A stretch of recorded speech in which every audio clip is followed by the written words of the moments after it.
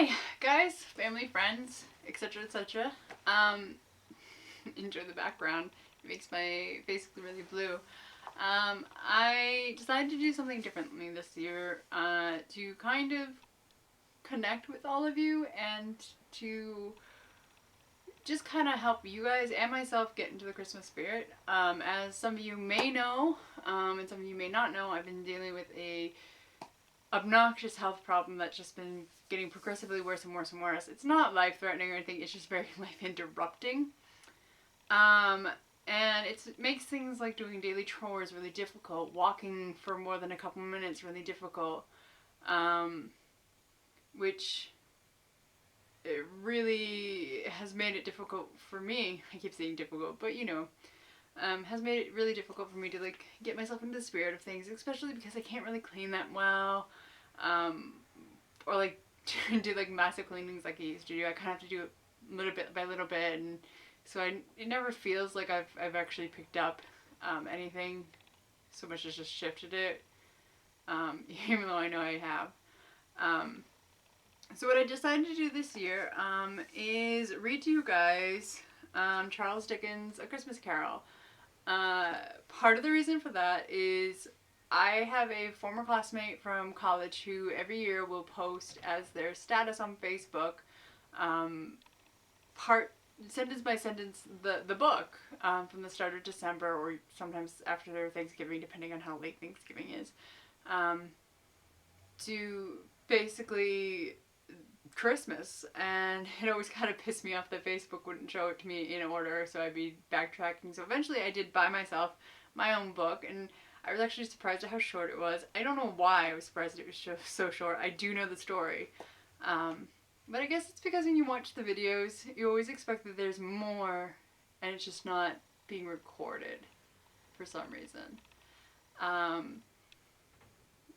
The story is actually really good. Well, you know that. It's not like A Muppet's Christmas Carol completely, but there are a lot of times when I'm reading it that I've definitely gotten a giggle out of it because I can think about those scenes. My favorite, of course, is Christmas Present. Just how happy he is. Just so lovely. So what I want to do, and I'm not editing this at all, you're getting this as is, because I feel like that's the only way to make you guys connect, right? So we're going to start. I'm going to try to read chapter 1 to you, and we'll see how far I get before I either run out of air or I give up, or the battery runs out. So, yeah, let's begin, shall we, children? So, chapter 1 of Charles Dickens' A Christmas Carol. Marley's Ghost. Marley was dead, to begin with. There is no doubt whatever about that. The register of his burial was signed by the clergyman, the clerk, the undertaker, and the chief mourner. Scrooge signed it, and Scrooge's name was good upon change for anything he chose to put his hand to. Old Marley was as dead as a doornail. Mind, I don't mean to say that I know, of my own knowledge, what there is particularly dead about a doornail. I might have been inclined myself to regard a coffin nail as the deadest piece of ironmongery in the trade. But the wisdom of our ancestors is in the simile, and my unhallowed hands shall not disturb it. Or the country is done for. You will therefore permit me to repeat, emphatically, that Marley was as dead as a doornail. Scrooge knew he was dead? Of course he did. How could it be otherwise? Scrooge and he were partners for I don't know how many years. Scrooge was his sole executor, his sole administrator, his sole assign, his sole residuary legatee, his sole friend, and sole mourner. And even Scrooge was not so dreadfully cut up by the sad event, but that he was an excellent man of business on the very day of the funeral, and solemnized it with an undoubted bargain. The mention of Marley's funeral brings me back to the point I started from. There is no doubt that Marley was dead. This must be distinctly understood, or nothing wonderful can come of the story I am going to relate.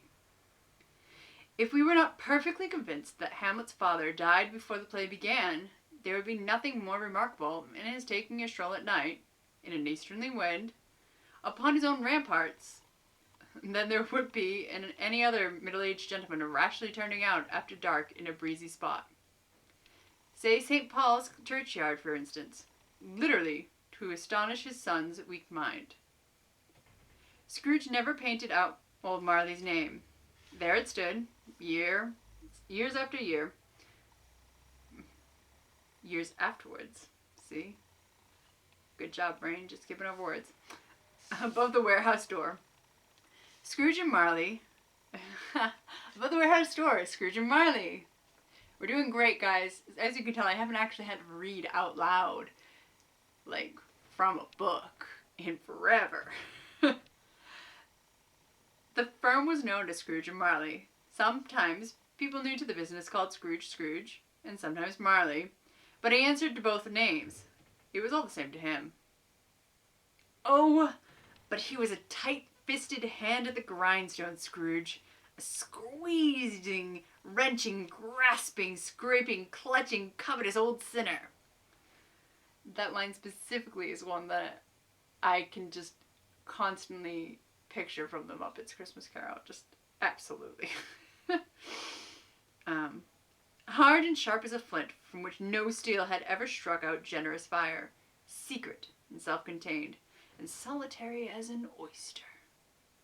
The cold within him froze his features, nipped his pointed nose, shriveled his cheek, stiffened his gait, made his eyes red, his thin lips blue, and spoke out shrewdly in his grating voice. A frosting rime was on his head, and on his eyebrows, and his wiry chin. He carried his own low temperature always about with him. He iced his office in the dog days, and didn't thaw it 1 degree at Christmas. External heat and cold had little influence on Scrooge. No warmth could warm, nor wintry weather chill him. No wind that blew was bitterer than he. No falling snow was more intent upon its purpose. No pelting rain less open to entreaty. Foul weather didn't know where to have him. The heaviest rain and snow and hail and sleet could boast of the advantage over him in only one respect. They often came down handsomely, and Scrooge never did. Nobody ever stopped him in the street to say, with gladsome looks, "My dear Scrooge, how are you? When will you come to see me?" No beggars implored him to bestow a trifle. No children asked him what it was o'clock. No man or woman ever once in all his life inquired the way to such and such a place of Scrooge. Even the blindsmen's dogs appeared to know him, and when they saw him coming on, would tug their owners into doorways and up courts, and then would wag their tails as though they said, "No eye at all is better than an evil eye, dark master." But what did Scrooge care? It was the very thing he liked. To edge his way along the crowded paths of life, warning all human sympathy to keep its distance, was what the knowing ones call nuts to Scrooge. Once upon a time, of all the good days in the year, on Christmas Eve, old Scrooge sat busy in his counting house. It was cold, bleak, biting weather, foggy withal, and he could hear the people in the court outside go wheezing up and down, beating their hands upon their breasts and stamping their feet upon the pavement stones to warm them. The city clocks had only just gone 3, but it was quite dark already. Like now. It had not been light all day. Candles were flaring in the windows of the neighboring offices, like ruddy smears upon the palpable brown air. Attractive. The fog came pouring in at every chink and keyhole. So good, brain. We're doing great. It was so dense without that although the court was of the narrowest, the houses opposite were mere phantoms. To see the dingy cloud come drooping down, obscuring everything, one might have thought that nature lived hard by, and was brewing on a large scale. The door of Scrooge's counting house was open, that he might keep an eye upon his clerk, who, in a dismal little cell beyond, a sort of tank, was copying letters. Scrooge had a very small fire, but the clerk's fire was so very much smaller that it looked like one coal. But he couldn't replenish it, for Scrooge kept the coal box in his own room. And so surely as the clerk came in with the shovel, the master predicted that it would be necessary for them to part. Wherefore the clerk put on his winter comforter and tried to warm himself at the candle, in which effort, not being a man of strong imagination, he failed. "A Merry Christmas, Uncle! God save you!" cried a cheerful voice. It was the voice of Scrooge's nephew, who came upon him so quickly that this was the first intimation he had of his approach. "Bah!" said Scrooge. "Humbug!" He had so heated himself with rapid walking in the fog and frost, this nephew of Scrooge's, that he was all in a glow. His face was ruddy and handsome, his eyes sparkled, and his breath smoked again. "Christmas a humbug, Uncle," said Scrooge's nephew. "You don't mean that, I am sure." "I do," said Scrooge. "Merry Christmas! What right have you to be merry? What reason have you to be merry? You're poor enough."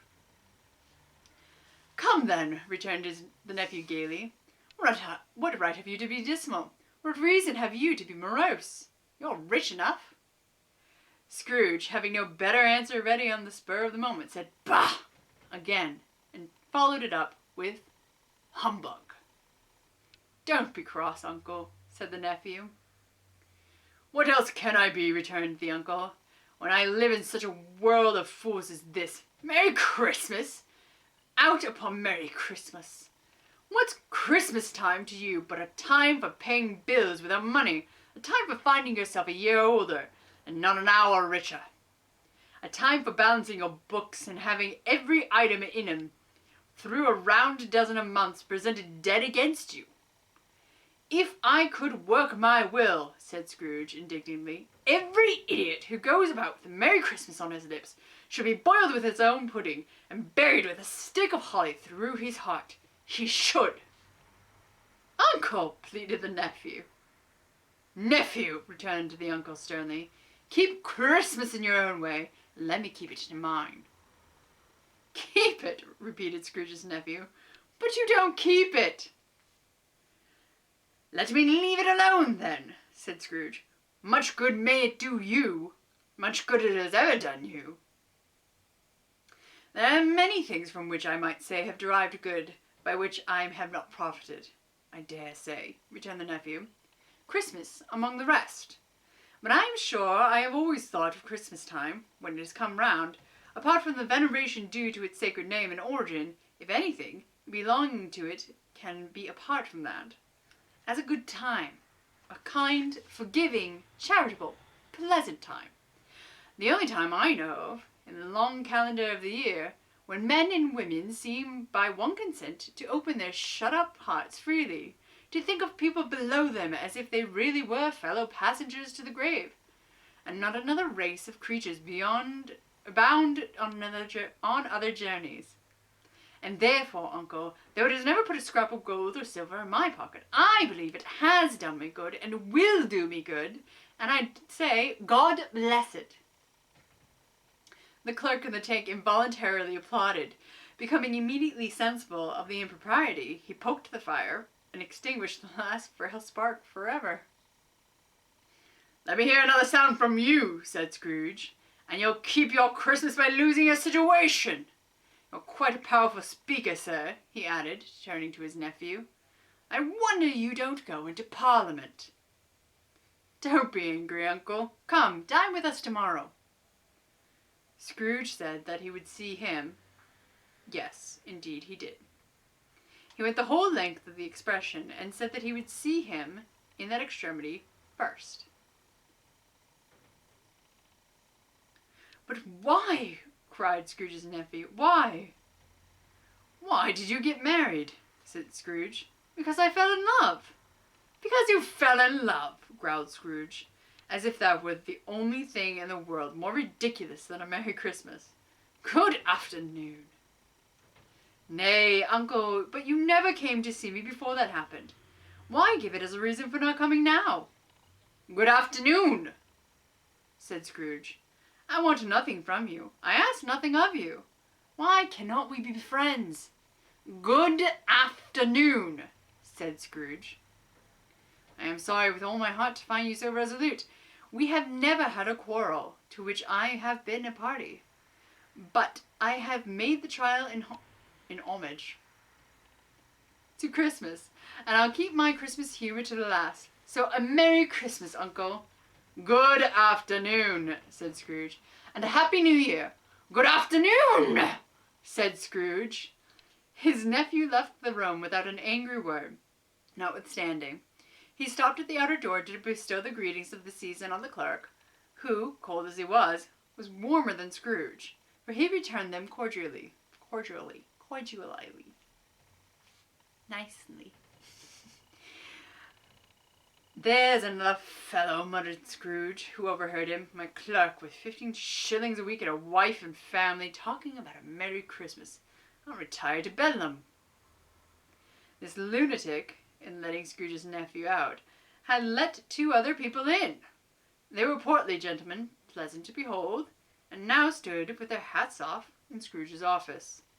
They had books and papers in their hands, and bowed to him. "Scrooge and Marley, I believe," said one of the gentlemen, referring to his list. "Have I the pleasure of addressing Mr. Scrooge or Mr. Marley?"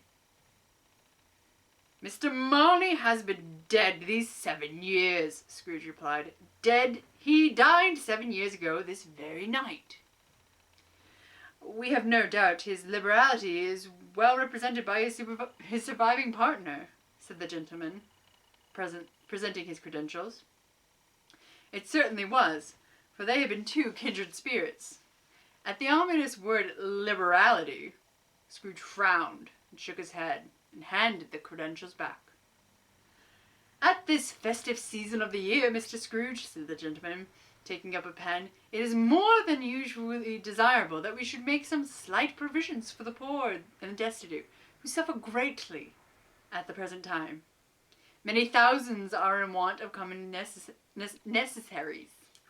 Hundreds of thousands are in want of common comforts, sir." "Are there no prisons?" said Scrooge.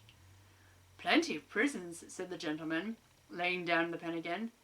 "And the Union Workhouse?" demanded Scrooge. "Are they still in operation?" "They are, still," returned the gentleman. "I wish I could say they were not." "The treadmill and the poor law are in full vigor, then?" said Scrooge. "Both very busy." "Oh, I was afraid from what you said at first that something had occurred to stop them in their useful course," said Scrooge. "I'm very glad to hear it." "Under the impression that they scarcely furnish Christian cheer of mind or body to the multitude," returned the gentleman, "a few of us are endeavoring to raise a fund to buy the poor some meat and drink and means of warmth. We choose this time because it is a time, of all others, when want is keenly felt and abundance rejoices. What shall I put you down for?" "Nothing," Scrooge replied. "You wish to remain anonymous?" "I wish to be left alone," said Scrooge. "Since you ask me what I wish, gentlemen, that is my answer. I don't make merry myself at Christmas, and I can't afford to make idle people merry. I help to support the establishments I have mentioned. They cost enough, and those who are badly off must go there." "Many can't go there, and many would rather die." "If they would rather die," said Scrooge, "they'd better do it, and decrease the surplus population. Besides, Excuse me, I don't know that.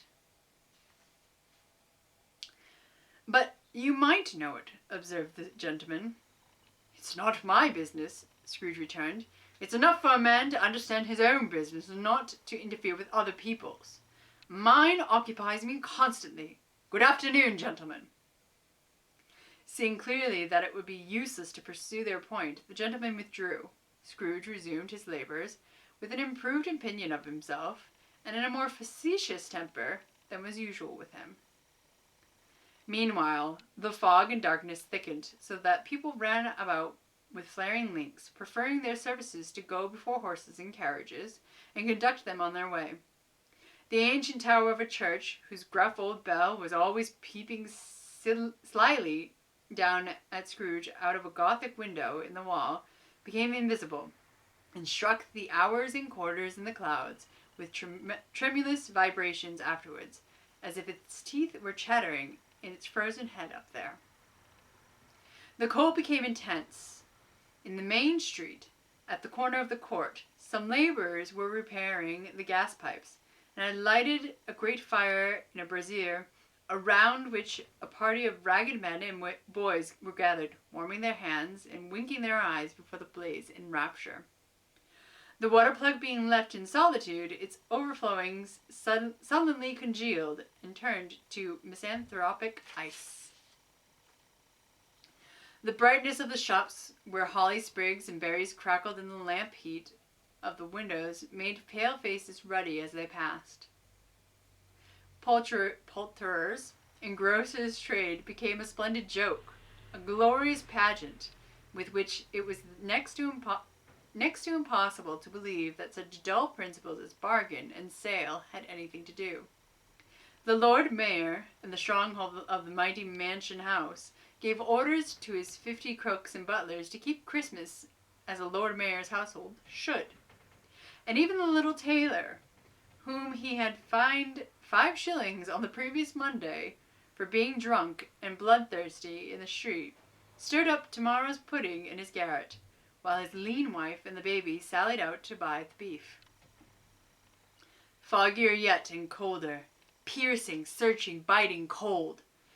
If the good Saint Dunstan had but nipped the evil spirit's nose with a touch of such weather as that, instead of using his familiar weapons, then indeed he would have roared to lusty purpose. The owner of one scant young nose, gnawed and mumbled by the hunger cold as bones are gnawed by dogs, stooped down at Scrooge's keyhole to regale him with a Christmas carol. But at the first sound of "God bless ye, merry gentlemen, may nothing you dismay," Scrooge seized the ruler with such energy of action that the singer fled in terror, leaving the keyhole to the fog and even more congenial frost. At length the hour of shutting up the counting-house arrived. With all ill will, Scrooge dismounted from his stool and tacitly admitted the fact that the expectant clerk in the tank, who instantly snuffed his candle out and put on his hat. "You'll want all day tomorrow, I suppose," said Scrooge. "If quite convenient, sir." "It's not convenient," said Scrooge, "and it's not fair. If I was to stop half a crown for it, you'd think yourself ill-used, I'll be bound." The clerk smiled faintly. "And yet," said Scrooge, "you don't think me ill-used when I pay a day's wages for no work." The clerk observed that it was only once a year. "A poor excuse for picking a man's pocket every 25th of December," said Scrooge, buttoning his greatcoat to the chin. "But I suppose you must have the whole day. Be here all the earlier the next morning." The clerk promised that he would, and Scrooge walked out with a growl. The office was closed in a twinkling. The clerk, with the long ends of his white comforter dangling below his waist, for he boasted no great coat, went down a slide on Cornhill, at the end of a lane of boys, 20 times, in honor of its being Christmas Eve, and then ran home to Camden Town as hard as he could pelt, to play at blind man's buff. Buff. I need a drink.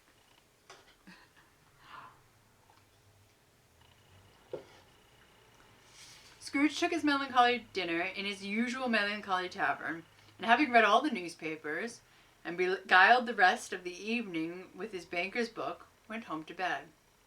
He lived in chambers which had once belonged to his deceased partner. They were a gloomy suite of rooms, in a lowering pile of buildings up a yard, where it had so little business to be that one could scarcely help fancying it might have run there when it was a young house, playing at hide and seek with other houses, and having forgotten the way out again. It was old enough now and dreary enough, for nobody lived in it but Scrooge, the other rooms being all let out as offices. The yard was so dark that even Scrooge, who knew its every stone, was fain to grope with his hands. The fog and frost so hung about the black old gateway of the house that it seemed as if the genius of the weather sat in mournful meditation on the threshold. Now it is a fact that there is nothing at all particular about the knocker on the door, except that it was very large. It is also a fact that Scrooge had seen it night and morning during his whole residence in that place. Also that Scrooge had as little of what is called fancy about him as any man in the city of London, even including, which is a bold word, the corporation, aldermen, and livery. Let it also be borne in mind that Scrooge had not bestowed one thought on Marley since his last mention of his 7 years dead partner that afternoon. And then let any man explain to me, if he can, how it happened that Scrooge, having his key in the lock of the door, saw in the knocker, without its undergoing any intermediate process of change, not a knocker, but Marley's face. Marley's face. It was not in impenetrable shadow as the other objects in the yard would, but had a dismal light about it, like a bad lobster in a dark cellar. It was not angry or ferocious, but looked at Scrooge as Marley used to look, with ghostly spectacles turned up on its ghostly forehead. The hair was curiously stirred as if by a breath or hot air, and though the eyes were wide open, they were perfectly motionless. That, and its livid color, made it horrible. But its horror seemed to be in spite of the face and beyond its control, rather than a part of its own expression. As Scrooge looked fixedly at the phenomenon, it was a knocker again. To say that he was not startled, and that his blood was not conscious of a terrible sensation to which it had been a stranger from infancy, would be untrue. But he had put his hand upon the key he had relinquished, turned it sturdily, walked in, and lighted his candle. He did pause, with a moment's irresolution, before he shut the door, and he did look cautiously behind it first, not at first, as if he half expected to be terrified by the sight of Marley's pigtail sticking out into the hall.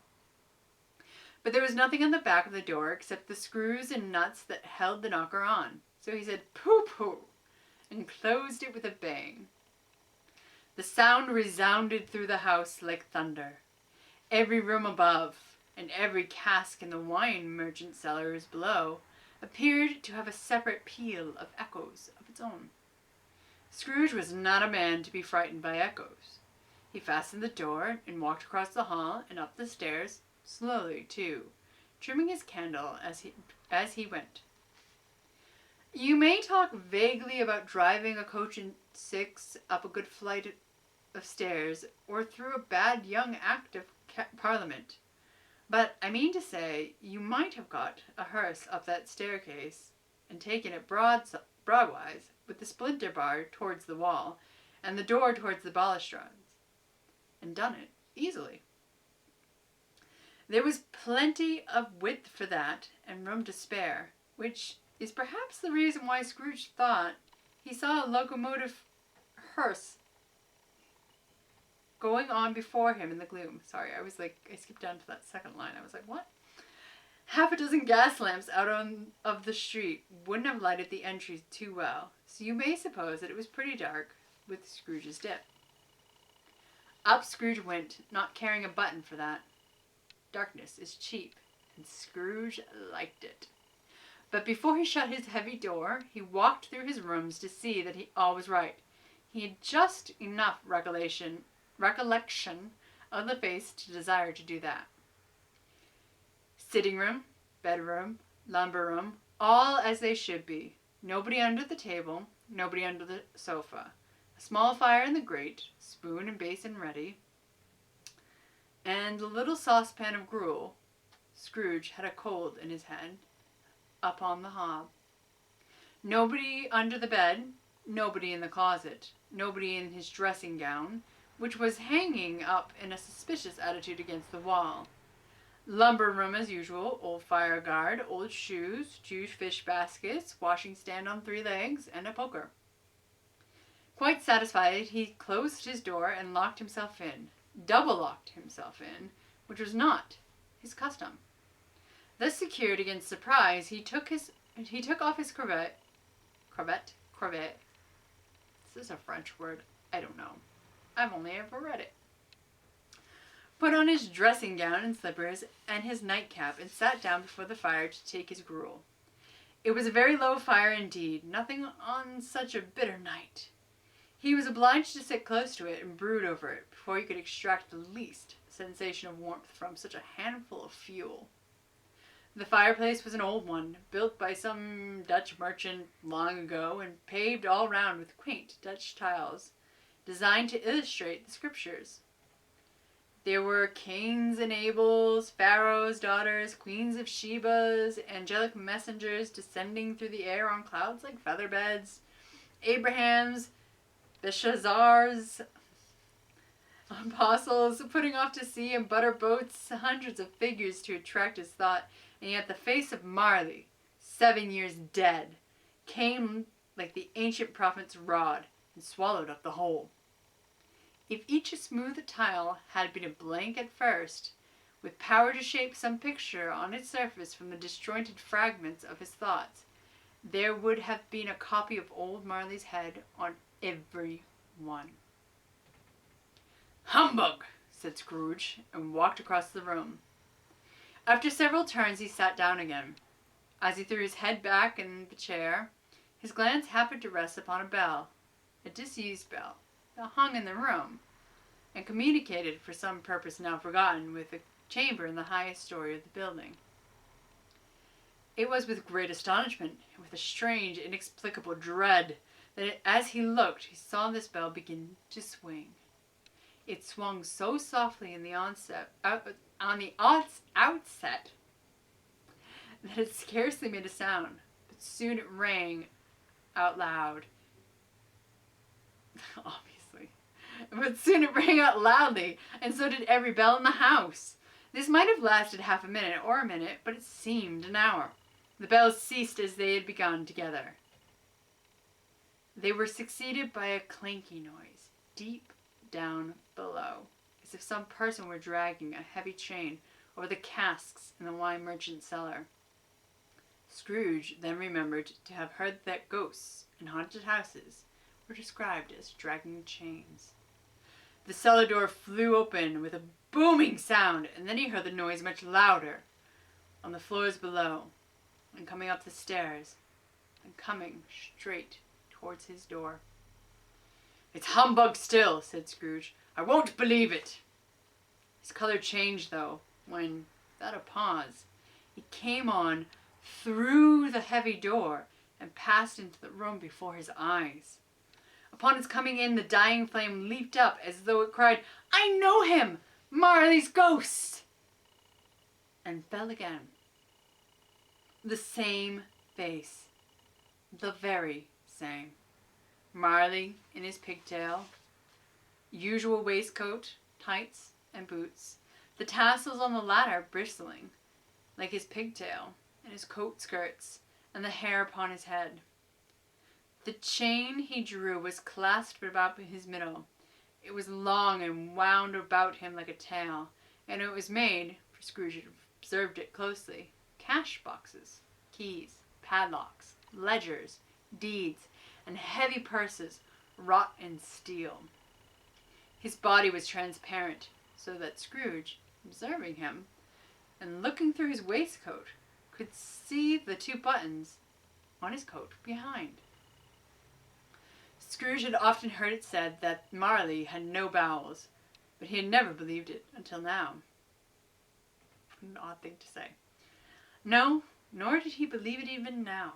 Though he looked the phantom through and through and saw it standing before him, though he felt the chilling influence of its death-cold eyes and marked the very texture of the folded kerchief bound about its head and chin, which wrapper he had not observed before, he was still incredulous and fought against his senses. "How now?" said Scrooge, caustic and cold as ever. "What do you want with me?" "Much," Marley's voice. No doubt about it. "Who are you?" "Ask me who I was." "Whom were you, then?" said Scrooge, raising his voice. "You're particular, for a shade." He was going to say, "to a shade," but substituted this as more appropriate. "In life, I was your partner, Jacob Marley." Can you sit down?" asked Scrooge, looking doubtfully at him. "I can." "Do it, then." Scrooge asked the question because he didn't know whether a ghost or transparent might find himself in a condition to take a chair, and felt that in the event of its being impossible, it might involve the necessity of an embarrassing explanation. But the ghost sat down on the opposite side of the fireplace as if he were quite used to it. "You don't believe in me," observed the ghost. "I don't," said Scrooge. "What evidence would you have of my reality beyond that of your senses?" "I don't know," said Scrooge. "Why do you doubt your senses?" "Because," said Scrooge, "a little thing affects them. A slight disorder of the stomach makes them cheats. You may be an undigested bit of beef, blood of mustard, a crumb of cheese, a fragment of an underdone potato. There's more gravy than a grave about you, whatever you are." One of my favorite lines. Scrooge was not much in the habit of cracking jokes, nor did he feel in his heart by any means waggish then. The truth is that he tried to be smart, as a means of distracting his own attention and keeping down his terror, for the spectre's voice disturbed the very marrow in his bones. To sit staring at those fixed, glazed eyes in silence for a moment would play, Scrooge felt, the very deuce with him. There was something very awful, too, in the spectre's being provided with an infernal atmosphere of its own. Scrooge could not feel it himself, but this was clearly the case, for though the ghost sat perfectly motionless, its hair and skirts and tassels were still agitated as by the hot vapor from an oven. "You see this toothpick," said Scrooge, returning quickly to the charge, for the reason just assigned, and wishing, though it were only for a second, to divert the vision's stony gaze from himself. "I do," replied the ghost. "You are not looking at it," said Scrooge. "But I see it," said the ghost, notwithstanding. "Well," returned Scrooge, "I have but to swallow this, and be for the rest of my days persecuted by a legion of goblins, all of my own creations. Humbug, I tell you, humbug!" At this the spirit raised a frightful cry, shook its chains with such dismal and appalling noise that Scrooge held on tight to his chair to save himself from falling into a swoon. But how much greater was his horror when the phantom, taking off the bandage round its head, as if it were too warm to wear indoors, its lower jaw dropped down upon its breast. Scrooge fell upon his knees and clasped his hands before his face. "Mercy!" he said. "Dreadful apparition, why do you trouble me?" "Man of the worldly mind," replied the ghost, "do you believe in me or not?" "I do," said Scrooge. "I must." Why do spirits walk the earth? Why do they come to me? It is required of every man, the ghost returned, that the spirit within him should walk abroad among his fellow men, and travel far and wide. And if that spirit goes not forth in life, it is condemned to do so after death. It is doomed to wander through the world. Oh, woe is me! And witness what it cannot share, but might have shared on earth, and turned to happiness. Again the spectre raised a cry and shook its chain and wrung its shadowy hands. "You are fettered," said Scrooge, trembling. "Tell me why." "I wear the chain I forged in life," replied the ghost. "I made it link by link and yard by yard. I girded it on of my own free will, and of my own free will I wore it. Is its pattern strange to you?" Scrooge trembled more and more. "Or would you know," pursued the ghost, "the weight and length of the strong coil you bear yourself? It was full as heavy and as long as this 7 Christmas Eves ago. You have labored on it since. It is a ponderous chain."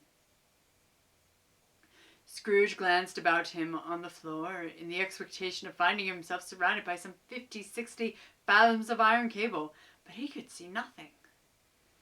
"Jacob," he said imploringly. "Oh, Jacob Marley, tell me more. Speak comfort to me, Jacob." "I have none to give," the ghost replied. "It comes from other regions.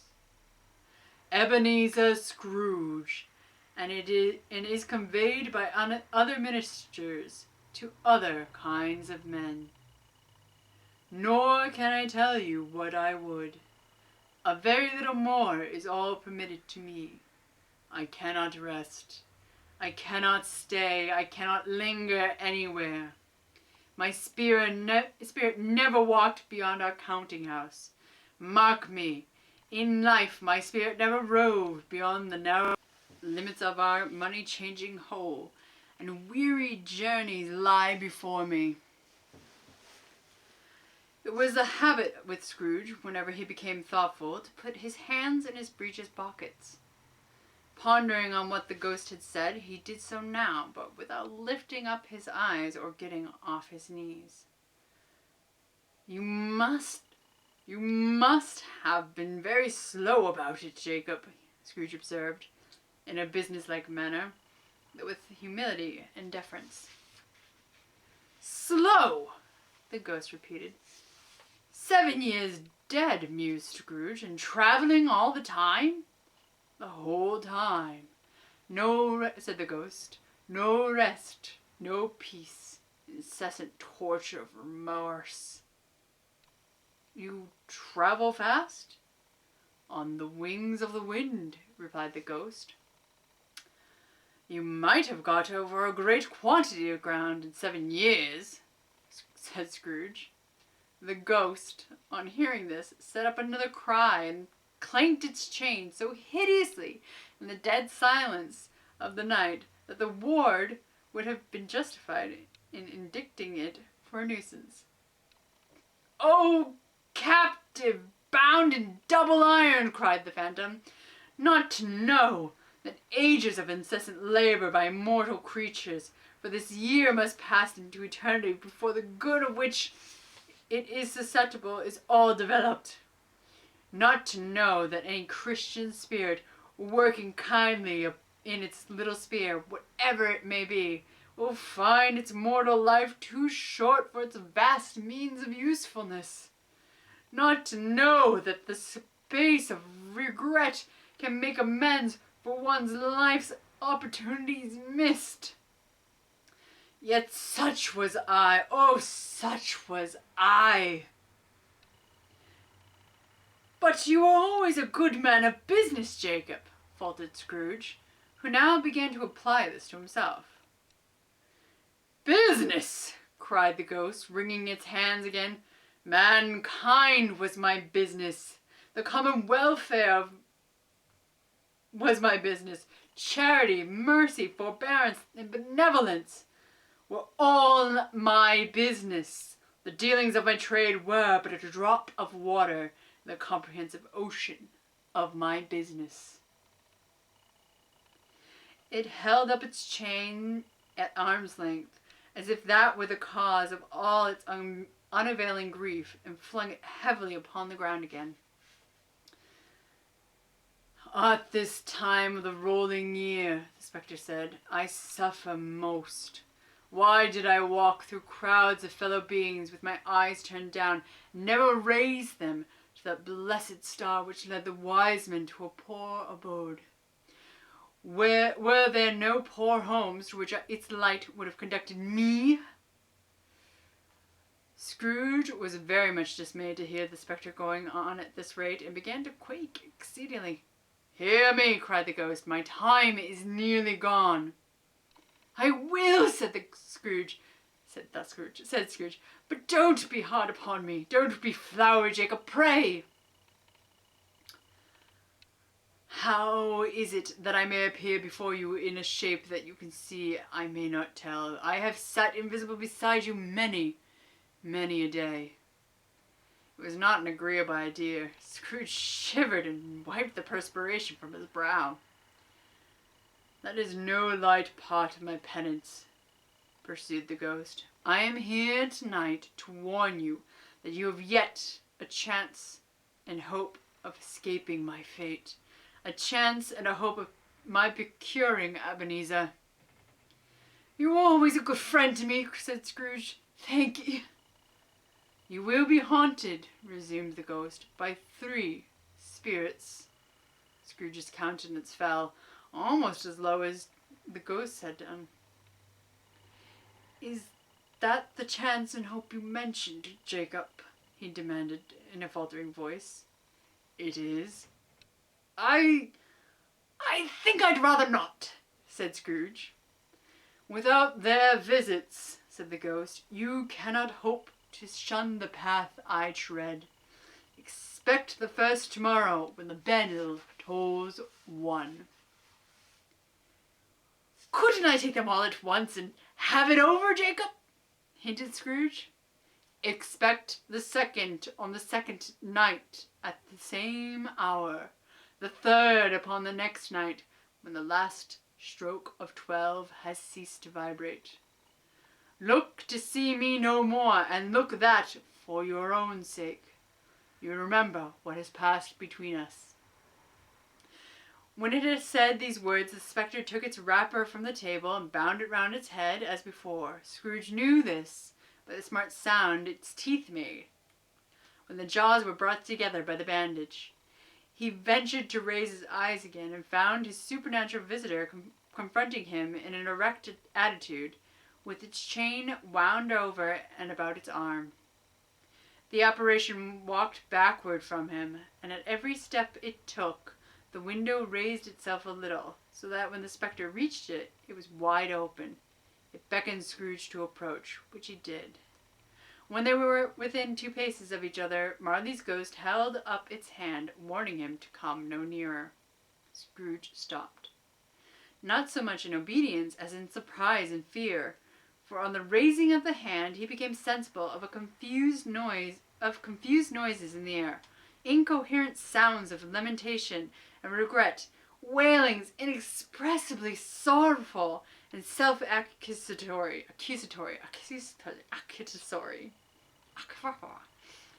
The spectre, after listening for a moment, joined the mournful dirge and floated out upon the bleak, dark night. Scrooge followed to the window, desperate in his curiosity. He looked out. The chair. Almost done, and I'm saying the chair. The air was filled with phantoms, wandering hither and thither in restless haste, and moaning as they went. Every one of them wore chains like Marley's ghost. Some few, they might be guilty governments, were linked together. None were free. Many had been personally known to Scrooge in their lives. He had been quite familiar with one old ghost in a white waistcoat, with a monstrous iron safe attached to its ankle, who cried piteously at being unable to assist a wretched woman with an infant, whom it saw below upon doorstep. The misery with them all, clearly, that they sought to interfere for good in human matters, and had lost the power forever. Whether these creatures faded into mist or mist enshrouded them, he could not tell. But they and their spirit voices faded together, and the night became as it had been when he walked home. Scrooge closed the window and examined the door by which the ghost had entered. It was double-locked, as he had locked it with his own hands, and the bolts were undisturbed. He tried to say humbug, but stopped at the first syllable.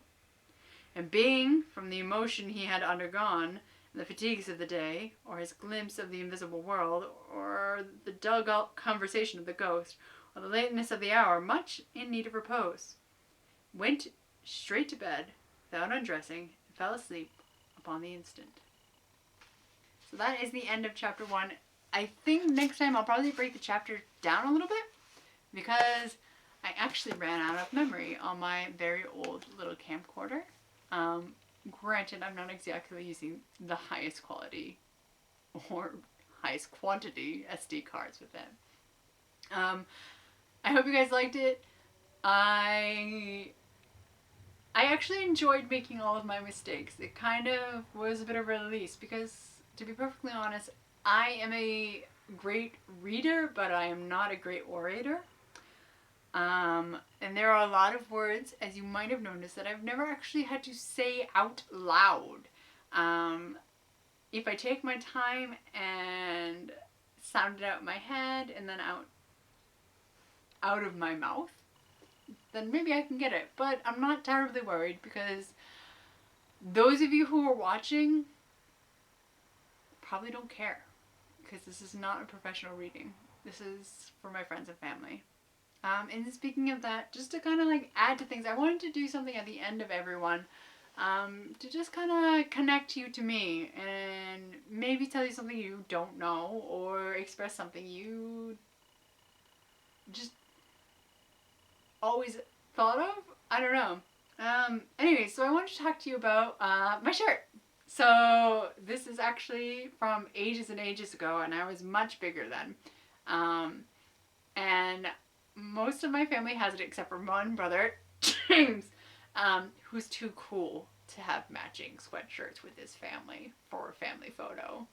It's Doctor Who. You can't really tell very well. There you go. Which basically the entirety of my family has enjoyed to some degree or another. And wearing it, I usually try to wear it at work with like a white, like, nice colored shirt underneath, so it like pops out. It's a little bit professional and less like I'm just going to go to bed. So when I wear it, it's really nice. It reminds me of my family a lot. And that one Christmas season that I got to go home. In terms of this video, I think the other thing besides breaking down the chapter, I think I'm going to get rid of this background, because I noticed it was focusing in and out, and I get some beautiful lip coloring from blue for some reason. Yeah, like I said, I hope you guys enjoy it. I'm going to be doing this over the weeks. There's, I believe, there's about 5 chapters, I believe, in total, so I'll probably do 1 chapter per week, and I'll break them down at this point, now that I know that it takes so long for me to get through them. And that's it. Happy holidays, guys. I'm going to be posting this sometime around the Thanksgiving holiday. Maybe tonight, maybe tomorrow. I don't know yet. But it was nice talking to you guys. Bye.